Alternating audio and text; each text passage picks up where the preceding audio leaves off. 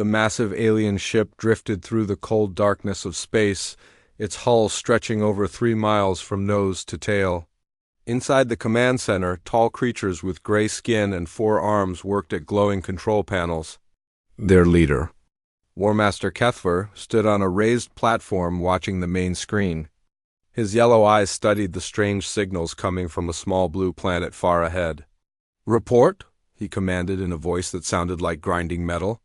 "The transmissions continue, War Master," replied his science officer. "The creatures call themselves humans. They send pictures, sounds, and data patterns across space with no care for who might hear them." Kethver made a sound that was almost like laughter. In his 40 years of conquest, he had seen this pattern many times. Young species always made the same mistakes. They announced themselves to the galaxy before they were ready to defend themselves. "What do our scans tell us about their military?" "Strength?" he asked. The science officer touched several buttons on his panel. Numbers and images appeared on the screen. "Very weak, War Master.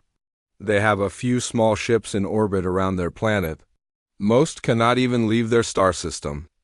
Their largest vessels are less than 1,000 feet long. Their weapons appear to be primitive chemical rockets and simple energy beams. Population? 8 billion on the main planet. Scattered settlements on nearby worlds and space stations. They seem to be just beginning to spread beyond their homeworld." Kethver nodded slowly. The Zephyrian hegemony had conquered hundreds of worlds. This would be another easy victory. The humans were like children playing with toys while adults approached with real weapons. "Send word to the High Command," he ordered. "Tell them we have found another primitive species ready for integration into the hegemony. Request permission to begin standard subjugation protocols." The communication officer began transmitting the message back to Zephyrian space. It would take several weeks for the signal to reach their homeworlds and for orders to come back. But Kethver already knew what those orders would be. The hegemony always gave the same commands for species like this: offer them the chance to surrender peacefully, and if they refused, destroy their military and force them to submit, while they waited for official orders. The massive Zephyrian ship continued its journey toward the human star system. Kethver used the time to study his prey more carefully. The humans fascinated him in an odd way. They were so weak, yet they acted as if they owned the galaxy. Their signals broadcasted music, art, and stories in all directions. They seemed to have no understanding of how dangerous space could be. "Look at this," his science officer said one day, showing him a human transmission. "They send out signals that tell any listener exactly where they are and how many of them exist. They even include maps of their star system." "Incredible," Kethver muttered. "They are either the most trusting species in the galaxy or the most foolish." "Perhaps both, War Master." The more Kethver learned about humans, the more confident he became. These creatures had only recently learned to split atoms for energy. They had only walked on their own moon a few decades ago. Their computers were barely more advanced than counting machines. They fought wars among themselves with weapons that could barely scratch the hull of a Zephyrian fighter craft. 3 weeks after first contact with human signals, the reply came from High Command. As expected, the orders were simple: proceed with standard subjugation, offer surrender terms. If refused, demonstrate superior force until compliance was achieved. Kethver smiled, showing rows of sharp teeth. This would be over quickly. The humans would see his massive ship and understand their situation immediately. Most species did. Very few were foolish enough to fight against impossible odds. Meanwhile, billions of miles away, humanity was also preparing. Deep space monitoring stations had detected the alien vessel as soon as it entered the outer edges of their star system. The ship was enormous and clearly not of human origin. Every government on Earth received the same terrifying message. First, contact was no longer a theoretical problem. In a secure bunker beneath the mountains of Colorado, Admiral Rebecca Torres stared at the tactical display. The alien ship was massive beyond anything humans had ever built. Their best estimates suggested it carried enough firepower to destroy every human settlement in the solar system. How long until it reaches Earth? she asked her chief of staff. At current speed, approximately 6 months, Admiral, 6 months.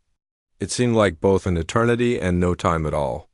Humanity had dreamed of meeting other intelligent species for centuries, but not like this. Not with a ship that size moving toward them with obvious hostile intent. What are our options? Torres asked the assembled military leaders. Limited, replied General Harrison from the Space Force. Our larger ships are tiny compared to that thing.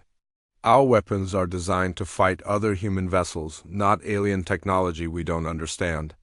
Then we make new weapons, Torres said firmly. We have 6 months. Humanity has done incredible things in 6 months before. Across the Earth, the greatest minds in science and engineering began working around the clock. They studied every piece of data about the approaching alien vessel. They designed new weapons, new defenses, and new strategies. Factories that had been making civilian goods switched to military production. The entire human race united with a single purpose: survive the coming storm. The alien ship continued its steady approach. Kethver remained confident. His vessel? The inevitable conquest had destroyed the space fleets of dozens of worlds. Its weapons could turn entire cities to glass. Its shields could withstand the most powerful attacks primitive species could manage. War Master, his communication officer, called out, "We are receiving a transmission from the human planet." "Put it on the main screen." A human face appeared on the display. It was an older woman in a military uniform covered with small metal decorations. She spoke in clear, simple words that the Zephyrian translation computers easily understood. 2. The approaching alien vessel. This is Admiral Rebecca Torres of the United Earth Defense Force. We know you are there. We know you are coming. We do not know your intentions, but we hope they are peaceful. Humanity extends an offer of friendship to any who come in peace. We also warn that Earth is defended and will not surrender to any threat. Choose your approach carefully. And the transmission ended.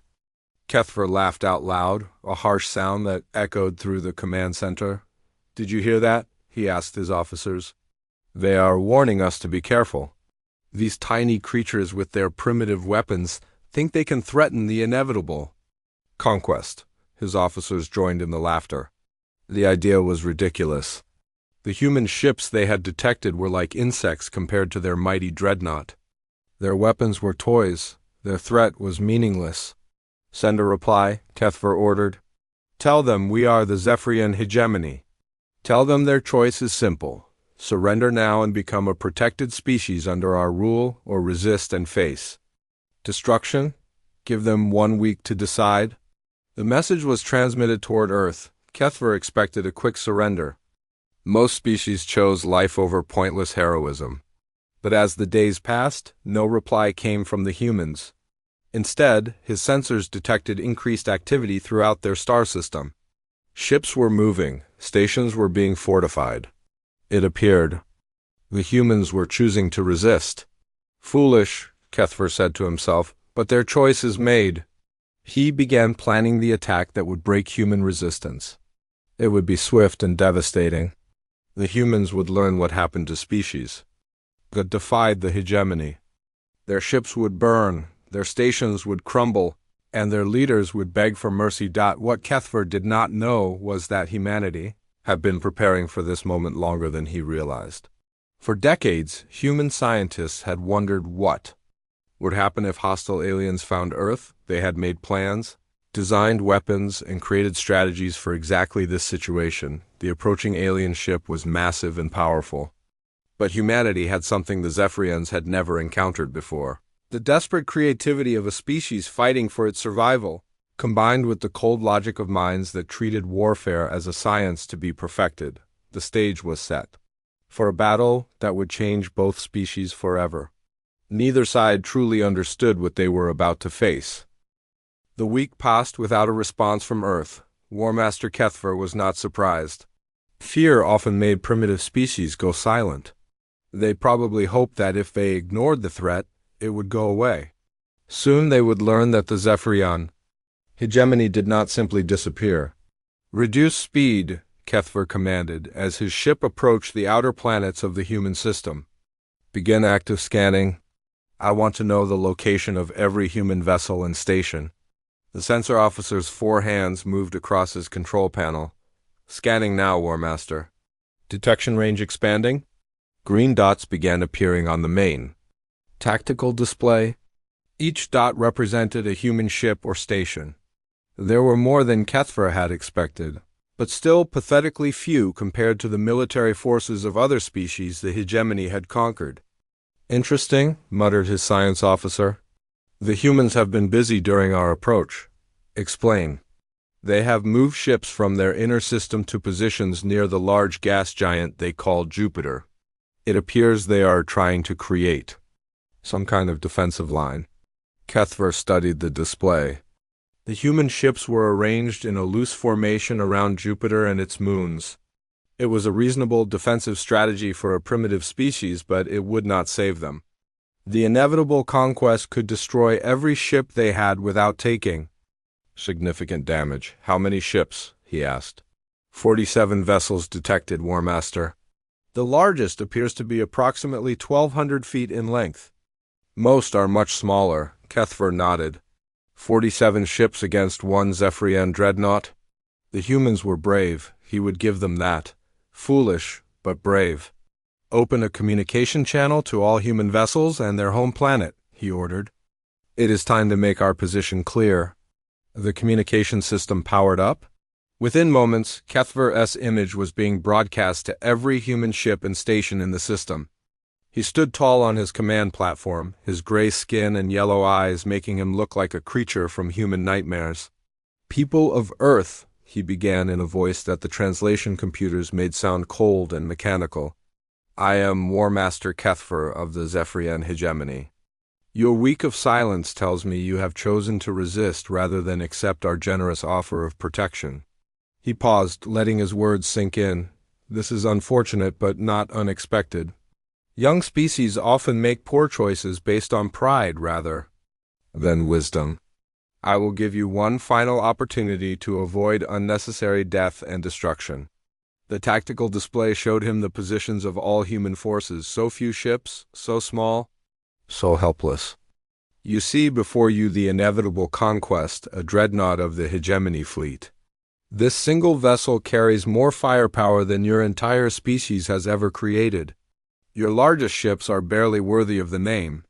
Your weapons cannot penetrate. Our shields, your resistance will last minutes, not hours. Behind him, his bridge crew worked quietly at their stations. They had heard this speech many times before, delivered to dozens of different species.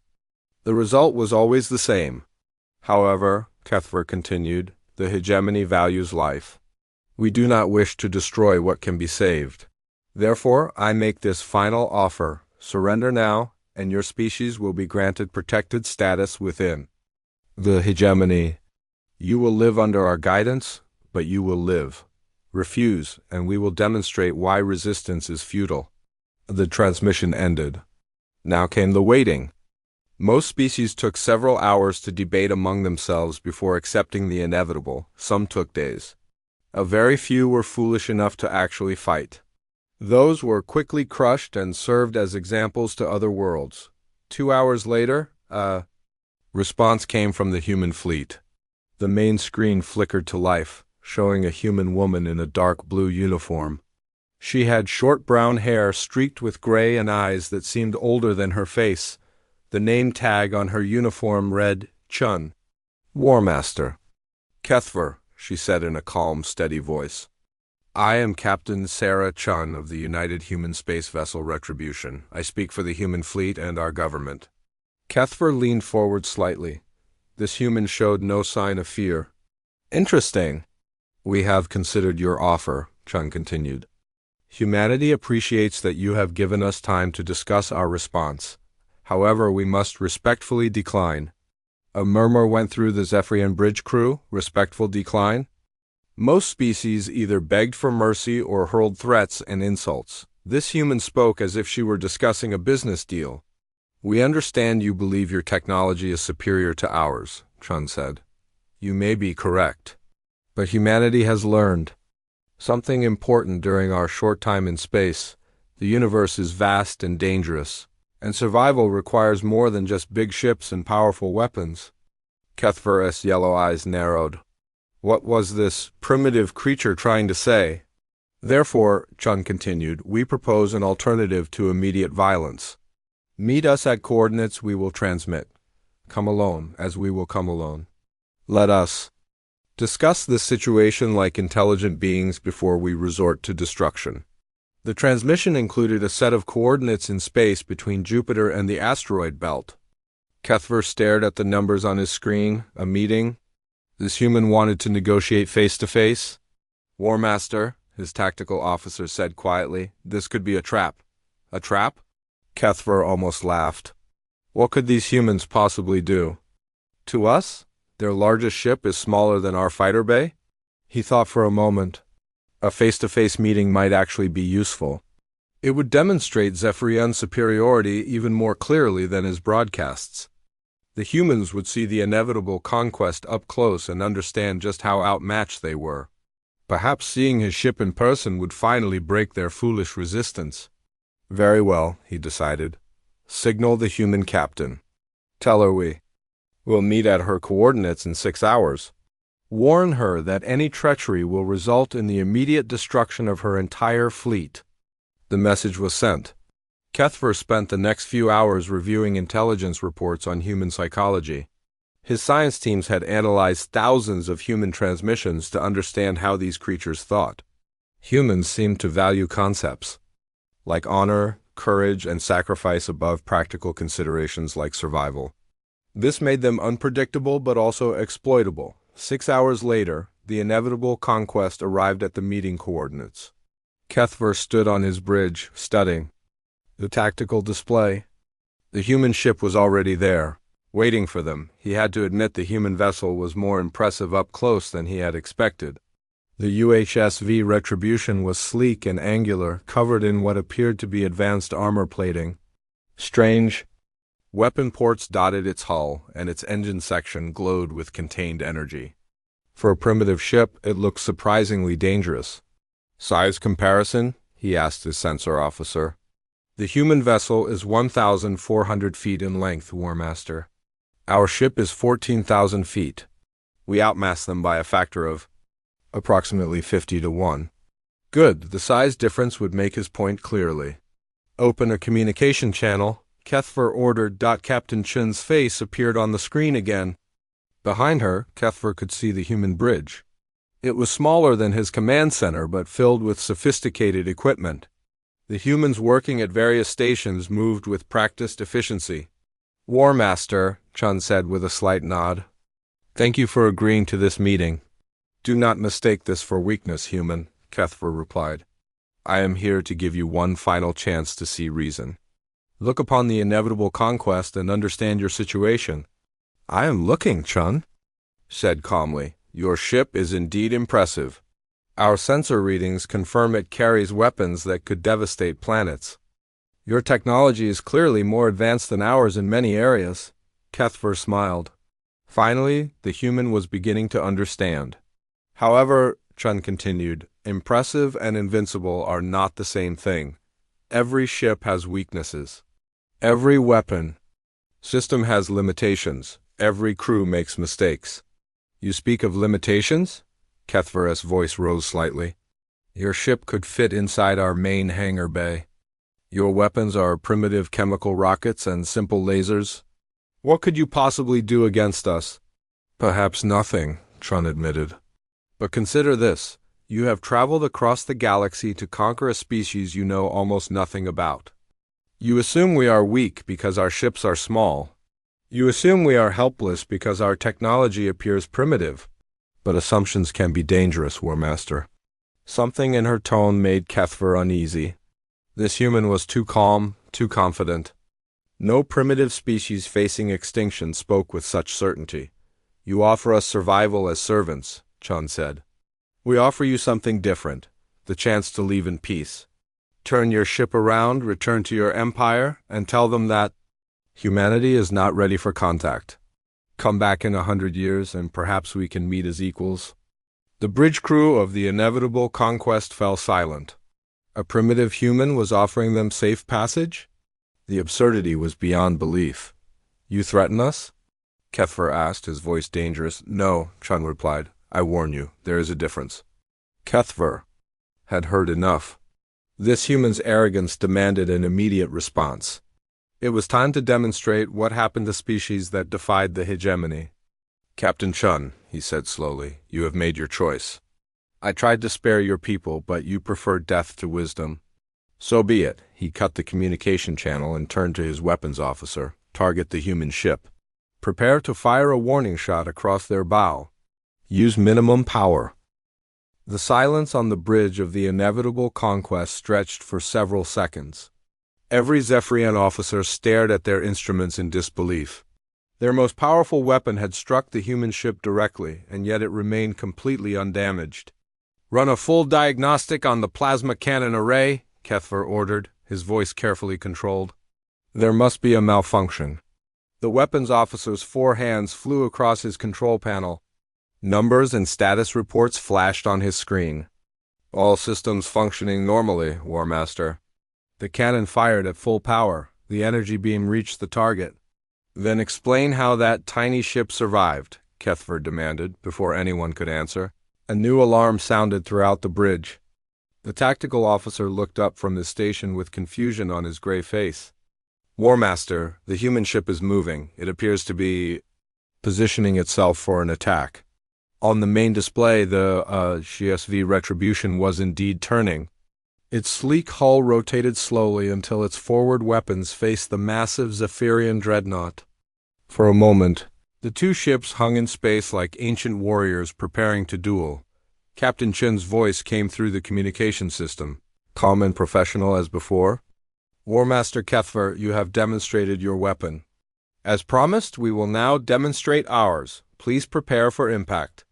Kethver felt a chill run through his body. This human was warning him about an attack? The arrogance was incredible. What could their primitive weapons possibly do to his mighty ship? "Raise shields to maximum," he ordered. "All defensive systems online." Around the inevitable conquest, layers of energy shields flickered to life. These barriers had protected Zephyrian ships against the most advanced weapons in the galaxy. No primitive species had ever broken through them. The human ship fired. What emerged from the Retribution was unlike anything in Kethver's experience.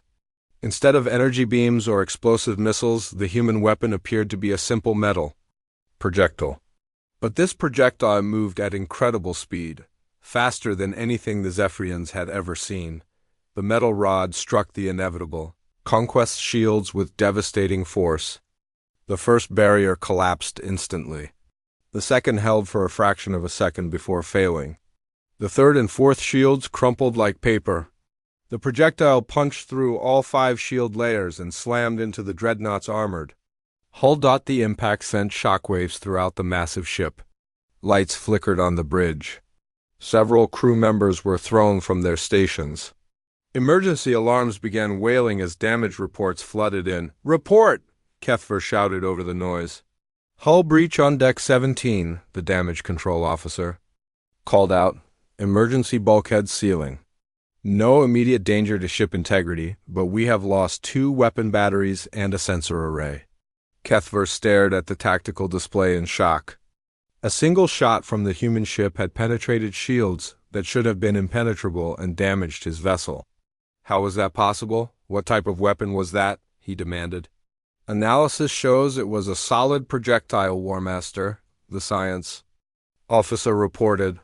"Composition appears to be tungsten and titanium alloy, but the velocity was extraordinary. Our computers estimate it was traveling at 12% of light speed." 12% of light speed. That was faster than most Zephyrian missiles. How could such a primitive species accelerate a simple metal rod to such incredible velocity? Captain Chin's voice came through the speakers again. "That was our standard railgun, War Master. Low power setting. We have others. Low power?" Kethver felt his confidence beginning to crack. If that devastating attack was considered low power, what could these humans do at full strength? "Return fire," he ordered. "All forward batteries, full power." "Destroy that ship." The weapons officer hesitated. Warmaster, our targeting systems show the human vessel is moving strangely. Kethver looked at the tactical display. The human ship was indeed moving, but not in any pattern he recognized.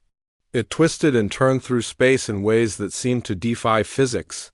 One moment it was accelerating directly toward his ship, the next it was sliding sideways without changing its orientation. How is it moving like that?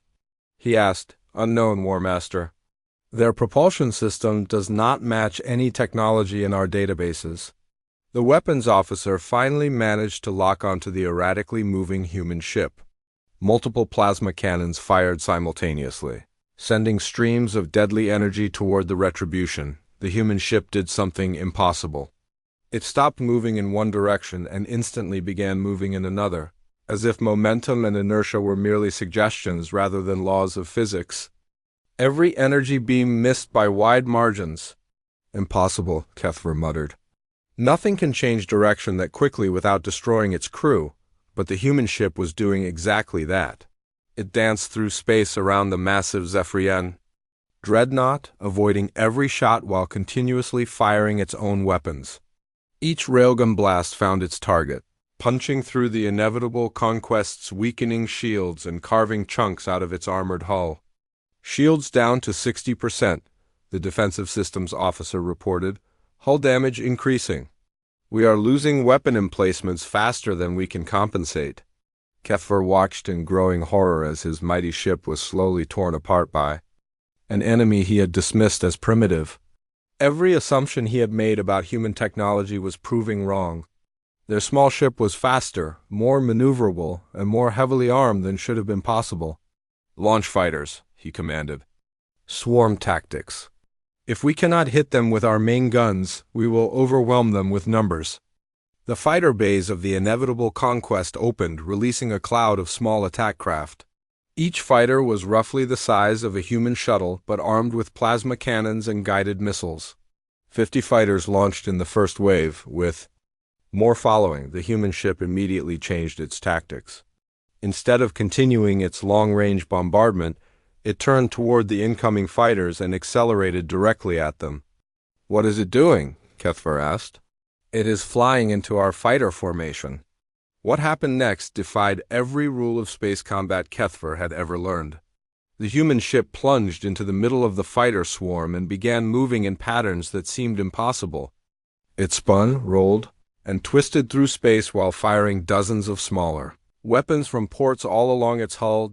These were not the massive railguns that had damaged his ship.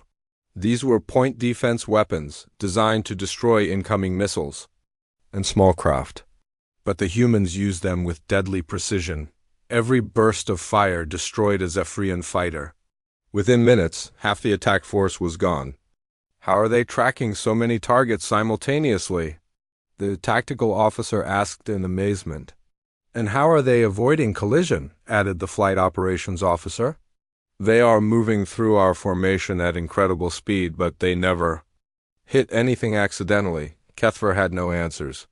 The human ship seemed to know exactly where every fighter was at every moment, even though dozens of them were attacking from all directions. It was as if the humans could see the entire battle from outside, like players moving pieces on a game board. The remaining fighters tried to retreat, but the human ship pursued them.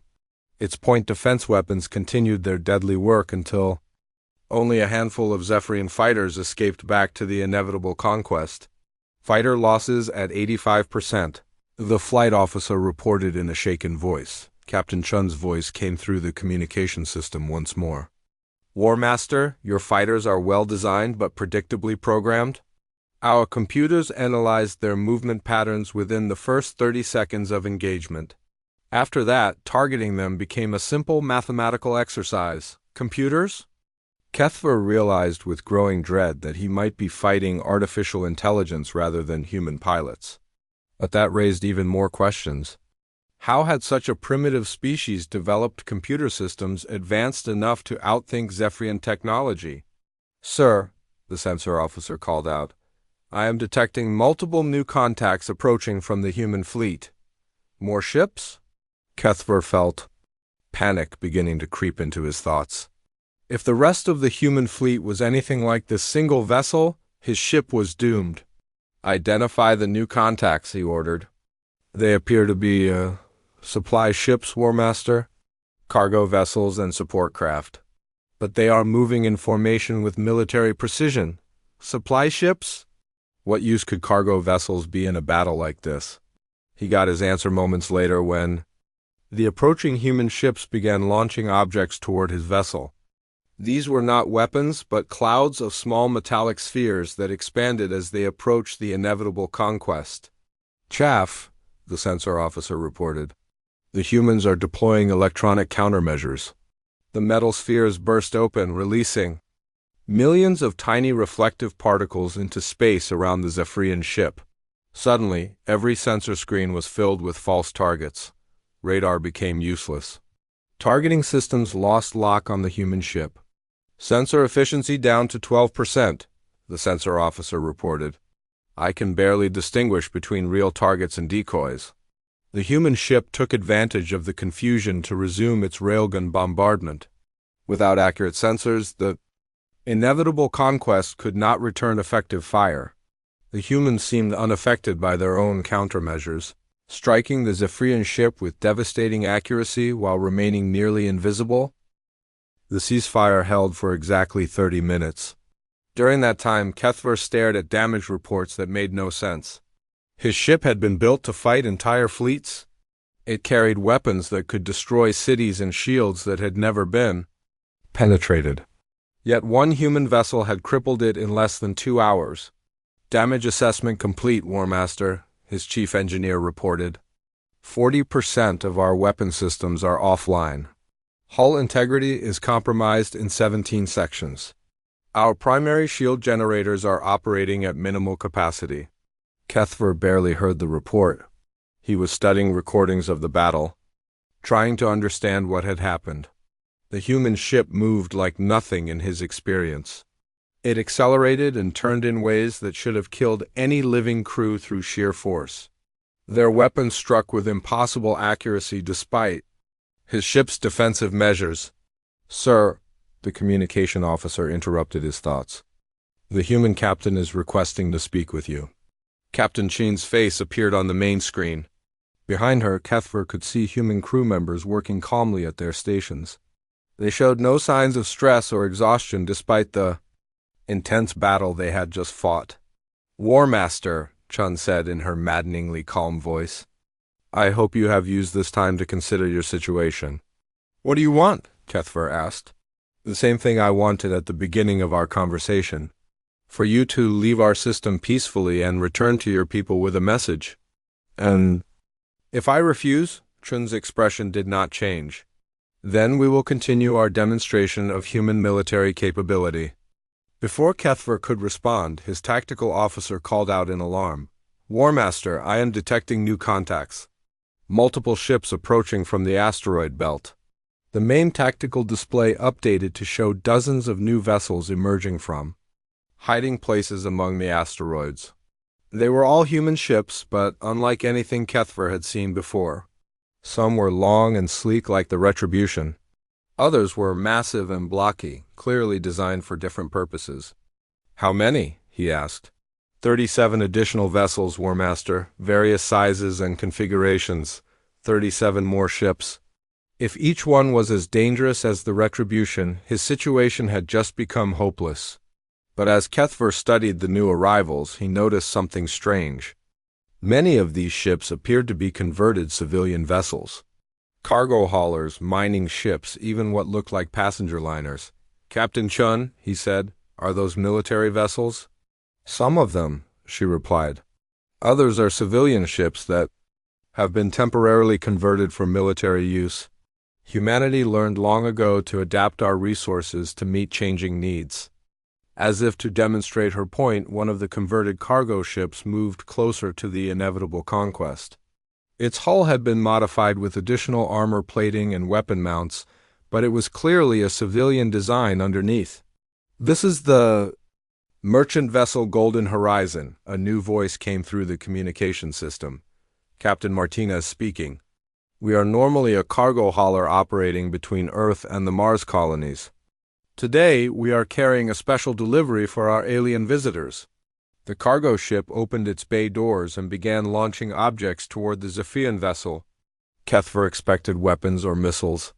Instead, his sensors detected what appeared to be simple metal containers. "What are those?" he asked. "Monitoring probes," Captain Chun explained. "Each one contains sensors that will study your ship's construction, weapons, and defensive systems. By the time they finish their scan, we will know more about Zephyrium technology than many of your own engineers." The containers spread out around the inevitable conquest, maintaining a safe distance but close enough to conduct detailed scans. Kethver ordered his weapons officers to destroy them, but the human ships immediately moved to protect the probes. Any attempt to target the containers resulted in warning shots from multiple human vessels. "You are studying us," Kethver said. "It was not a question, of course," Chun replied. "Knowledge is survival, War Master. The more we understand about your technology, the better we can defend ourselves." "And attack us," Kethver added, "if necessary." Another human ship approached from a different direction. This one was clearly a military vessel, but its design was unlike the Retribution. It was smaller and more angular, covered in what appeared to be sensor arrays and communication equipment. "HSV Prometheus reporting," came a voice from the new ship, Electronic Warfare Specialist Vessel.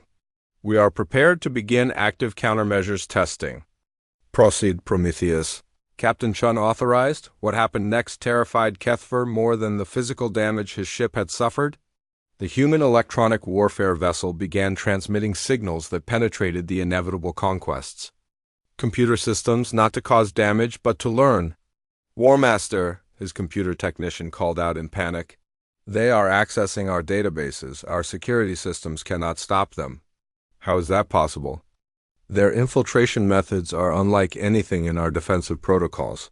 It is as if they designed these attacks specifically to counter our computer architecture." On his screens, Kethver watched in horror as human hackers moved through his ship's most secure systems like they owned them. They copied technical manuals, tactical databases, and strategic planning documents. Worst of all, they were learning the locations and capabilities of every Zephyrian military installation. "Stop them," he ordered desperately. "I cannot, War Master. Every countermeasure we deploy, they adapt to within minutes. Their artificial intelligence systems are far more advanced than ours." Captain Chin's voice came through the speakers again. "We are not stealing your secrets, War Master. We are simply ensuring that we understand exactly what your empire is capable of. This information will help us prepare appropriate defensive measures." "Defensive measures?" Kethver laughed bitterly. "You have already demonstrated that our weapons cannot harm you and our defenses cannot stop you. What more do you need? You represent only one ship, War Master. We must prepare for the possibility that your empire will send larger forces." The implications of her words hit Kethver like a physical blow. These humans were not just defending themselves against his single ship. They were preparing for war against the entire Zephyrian hegemony. "You cannot fight an entire empire," he sighed. "Perhaps not," Chun admitted. "But we will make them pay a price they have never imagined for every victory." As if summoned by her words, more human ships appeared on the tactical display. These were coming from the direction of Earth itself, and they were massive. Each one was nearly as large as the inevitable conquest, but their design was completely different from any ship Kethver had seen. "What are those vessels?" he asked. "Industrial ships," Chun replied. "Manufacturing platforms, construction vessels, and mobile shipyards. Humanity's greatest strength is not our weapons, War Master. It is our ability to build, adapt, and improve." One of the massive industrial ships moved closer. Through the viewing ports along its hull, Kethver could see vast factories working at full capacity. Robotic systems were assembling weapons, armor plating, and ship components at incredible speed. "This is the USS Forge Master," came a voice from the industrial vessel. "Mobile shipyard and weapons manufacturing platform. We have been producing enhanced defensive systems and improved weapons designs based on data gathered during today's engagement. Enhanced defensive systems? Improved weapons? Kethver realized with growing dread that the humans were not just fighting his ship. They were using the battle as a learning experience to improve their own technology. How long have you been preparing? For this? He asked. 6 months, Chun answered. Since the moment our sensors detected your ship entering our system. 6 months. In 6 months, these humans had transformed their entire civilization from a peaceful spacefaring species into a military force. That could challenge the hegemony's most advanced technology. Impossible, Kethver muttered. No species can advance that quickly. You continue to underestimate us, War Master. Humanity excels at rapid adaptation when survival is at stake.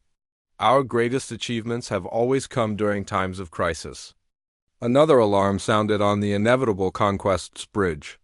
This time it was the proximity warning system. Kethver looked at his tactical display and saw dozens of small objects approaching his ship from all directions. What are those? He demanded. Boarding pods, his tactical officer reported. Small craft designed to attach to our hull and deploy troops. Boarding pods? Kethver almost laughed. What could primitive human soldiers do against Zephyrian warriors?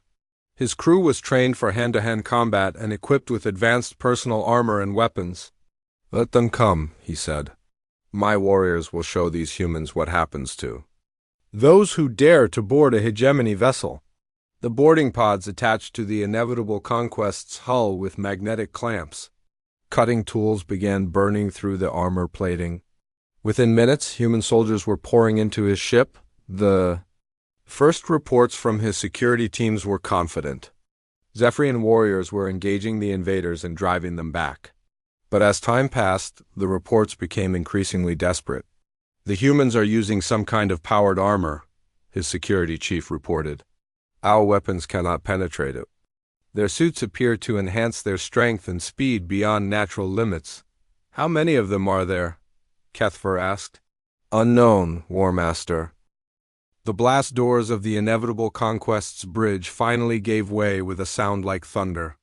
Molten metal dripped to the floor as the massive barriers fell inward, revealing the opening beyond. Through the smoke and sparks, Kethver saw his first close look at human soldiers. They were not what he had expected. Each human warrior stood nearly 8 feet tall, encased in armor that seemed to flow like liquid metal. Their helmets showed no faces, only glowing blue visors that tracked every movement on the bridge. They moved with perfect coordination. Weapons ready but not yet firing, the lead soldier stepped forward and spoke, in a voice made mechanical by the suit systems. War Master Kethver, I am Colonel Marcus Webb of the Human Space Marines. By order of Captain Chun, you and your crew are now prisoners of war. You will be treated according to the laws of civilized warfare. Kethver stared at the human soldiers surrounding his bridge crew. Each Zephyrian officer had their hands raised in surrender. His mighty ship's command center, the heart of hegemony military power, was now controlled by the species he had come to conquer. How? He asked quietly. Colonel Webb's helmet tilted slightly. How what, War Master? How did your species become so advanced? Our intelligence said you were primitive. You had barely left your home planet. Your technology was centuries behind. Ours, your intelligence was both right and wrong, Webb replied. We are a young species. We have been in space for less than a century, but you made a mistake that many have made before you. What mistake? You confused age with wisdom. You confused size with strength. Most importantly, you confused current technology with potential. Captain Chun's voice came through the communication system, now broadcasting from the human ship to the captured Zephyrian bridge. War Master, please have your crew stand down completely. We are bringing you aboard the Retribution for a conversation. Within an hour, Kethver found himself in the conference room of the human ship. The journey from his bridge to theirs had been a revelation. Human soldiers had escorted him through corridors lined with technology he could not understand. Every surface seemed to pulse with energy. Every wall held screens showing data streams that moved too quickly for his eyes to follow. The conference room was simple but impressive. A large table dominated the center, surrounded by chairs designed for both human and alien physiology. Captain Chun sat at one end, still wearing her blue uniform, still projecting the same calm confidence that had unnerved him from the beginning. "Please sit," she said, gesturing to a chair across from her. Kethver sat heavily, feeling the weight of defeat pressing down on him. "What happens now? Do you execute me? Torture me for information?" "Nothing like that," Chun replied. "We are going to have a conversation. Then you are going to return to your people with a message?" "A message?" "Yes, a message about what humanity truly is." Chun touched a control on the table.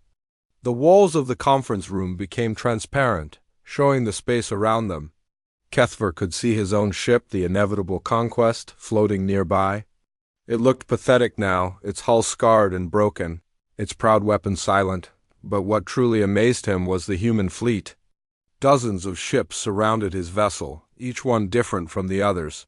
Some were sleek warships like the Retribution. Others were massive industrial platforms. Still others appeared to be research vessels, their hulls covered with sensor arrays and laboratories. 6 months ago, Chun began, this fleet did not exist. Impossible. Not impossible. Inevitable. You see, War Master, you made a critical error in your assessment of humanity. You looked at our current technology and assumed it represented our limits. You did not consider our greatest strength, which is we. Learn. Chun touched another control. The transparent walls now showed images from human history. Kethver saw primitive humans with crude tools, then the same species building cities, then flying through the air, then reaching into space. Humanity has existed for hundreds of thousands of years, Chun continued. For most of that time, we were exactly what you thought we were, primitive, limited, weak. But something changed in us about 10,000 years ago.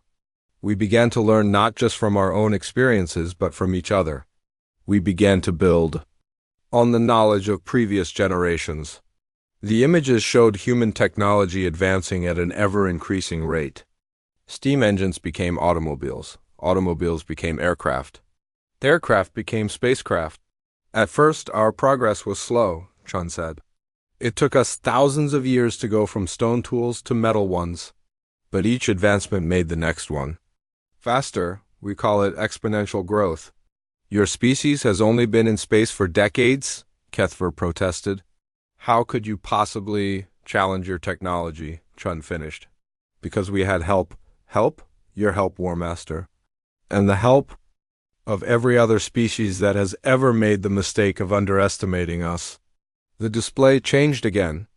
Now it showed recordings from deep space, messages and transmissions from dozens of different alien civilizations. For the past 50 years, humanity has been listening to the galaxy, Chun explained.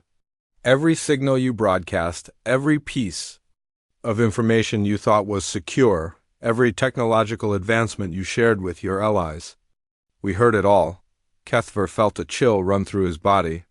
You have been spying on us. We have been learning from you. There is a difference. When your empire broadcasts technical specifications to your colony worlds, we listen. When your scientists publish research papers, we study them. When your military transmissions accidentally leak engineering data, we analyze it. But understanding our technology and building it are different things? True, Chun agreed. Which is why we did not simply copy your designs, we improved them. The display now showed technical diagrams that made Kethver's head spin. Human engineers had taken Zephyrian shield technology and made it adaptive. They had studied alien weapons and built better ones. They had analyzed faster-than-light communication systems and created versions that worked in real time.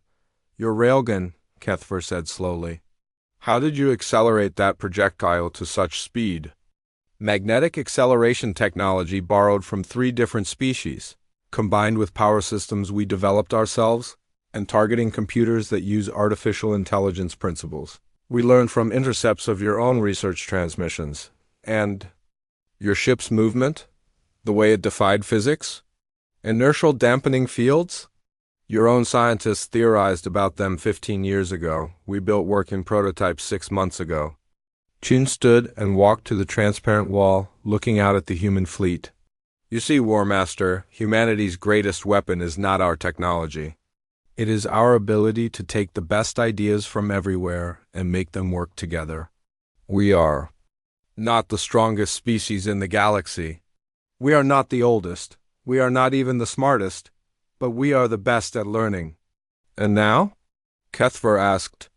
What happens to my empire, to my people? That depends on your empire, Chun replied. We are sending you home with detailed recordings of this encounter. Your leaders will see exactly what happened when they tried to conquer a species they thought was primitive. They will learn that humanity cannot be easily dominated. They will send more ships, larger fleets. Perhaps if they do, they will find us ready for them. Every ship they send will teach us more about their technology. Every battle will make us stronger. Eventually they will realize what you have learned today, which is that there are some species in the galaxy that grow stronger through conflict rather than weaker. Humanity is one of those species. Chun returned to her seat and looked directly at Kethver. Your empire has a choice, War Master. They can leave humanity alone, and we will leave them alone. We have no desire to conquer other worlds. We are not interested in building an empire. We simply want to exist in peace and continue learning. And if they refuse, if they continue to see humanity as a threat, then they will discover what happens when you threaten a species that treats warfare as a science to be perfected. The display changed one final time. Now it showed images from human military facilities across the solar system. Massive shipyards where new vessels were being built. Research laboratories where captured alien technology was being studied and improved. Training facilities where human soldiers practiced in ever more advanced equipment. 6 months ago, we had 47 ships, Chun said quietly. Today we have 231. In another 6 months, we will have over 1,000. Each one will be more advanced than the last. Each one will incorporate lessons learned from this encounter. Kethver stared at the images in horror. Humanity was not just defending itself. It was preparing for war on a scale his empire had never imagined. You are building an invasion fleet, he whispered. We are building a deterrent, Chun corrected. The galaxy must understand that Earth is not a world to be conquered. We are a species that becomes more dangerous with every challenge we face. She stood again and walked toward the door. Your ship will be repaired enough to return to Zephyrian space. You will carry our message to your leaders. Tell them that humanity extends the same offer we gave you. Leave us in peace, and we will leave you in peace. But if any empire, any species, any force in this galaxy threatens our existence, they will learn what it means to fight an enemy that never stops improving.